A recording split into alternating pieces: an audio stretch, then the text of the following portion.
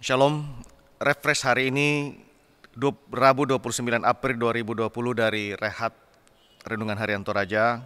Bahan dari Injil Yohanes pasal 21 ayat pertama sampai ayatnya yang ke-14. Sebelum kita membaca firman dan merenungkannya, mari kita berdoa. Terima kasih Bapa, hari ini lewat refresh kami akan memahami kebenaran firman-Mu lewat Renungan Harian Toraja yang terambil dari Injil Yohanes pasal 21. Berkati kami, pimpin kami untuk memahaminya. Tuhan tolong dan berkati. Dalam kasih Yesus kami pinta. Amin. Saudara-saudara, Yohanes pasal 21 ayat 1 sampai 14. Dalam perikop, Yesus menampakkan diri kepada murid-muridnya di pantai Danau Tiberias. Kemudian Yesus menampakkan diri lagi kepada murid-muridnya di pantai Danau Tiberias, dan dia menampakkan diri sebagai berikut. Di pantai itu berkumpul Simon Petrus, Thomas yang disebut Didimus, Nathanael dari Kana yang di Galilea, anak-anak Zebedeus, dan dua orang muridnya yang lain.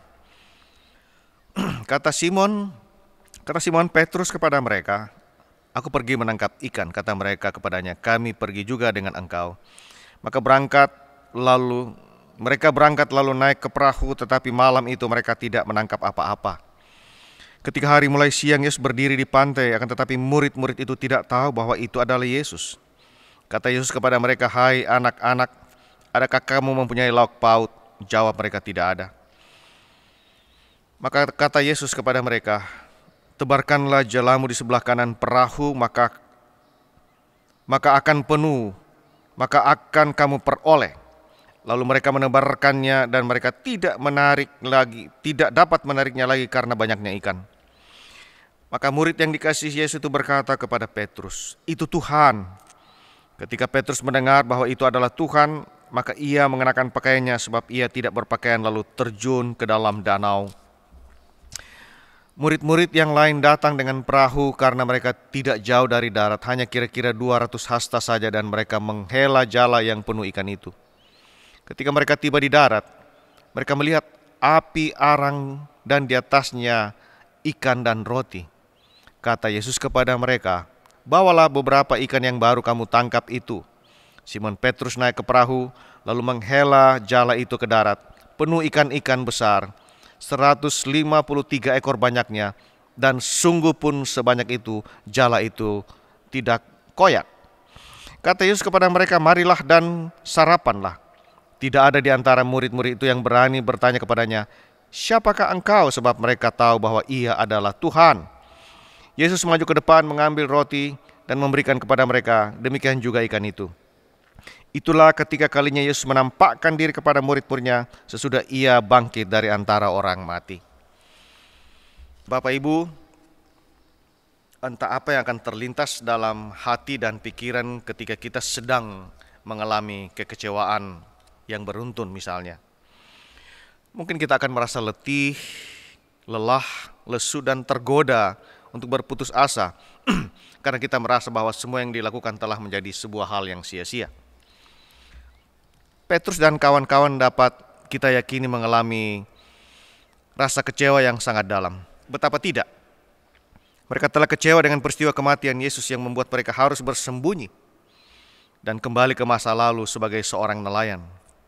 Dan kini, ketika mereka kembali menekuni keahlian mereka sebagai seorang nelayan, ternyata mereka tidak mendapatkan apa-apa. Jalan pintas yang dapat mereka ambil atas kekecewaan itu ialah putus asa dengan tidak lagi peduli pada apapun pekerjaan mereka.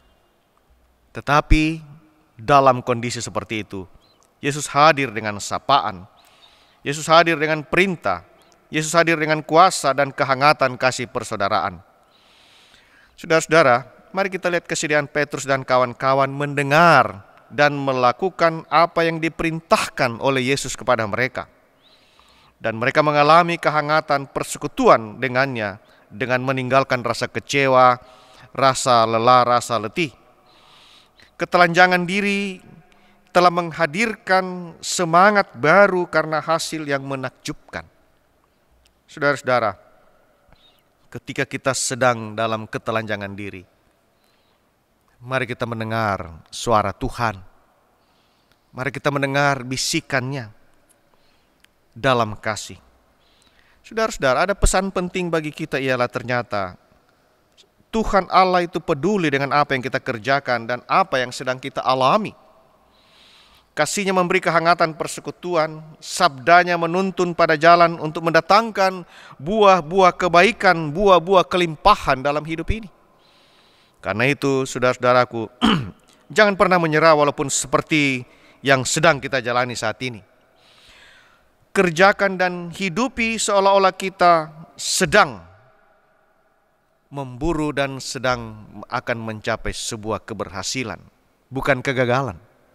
Sekali lagi, kita sedang berada untuk menghadirkan dan mengerjakan apa yang akan berhasil.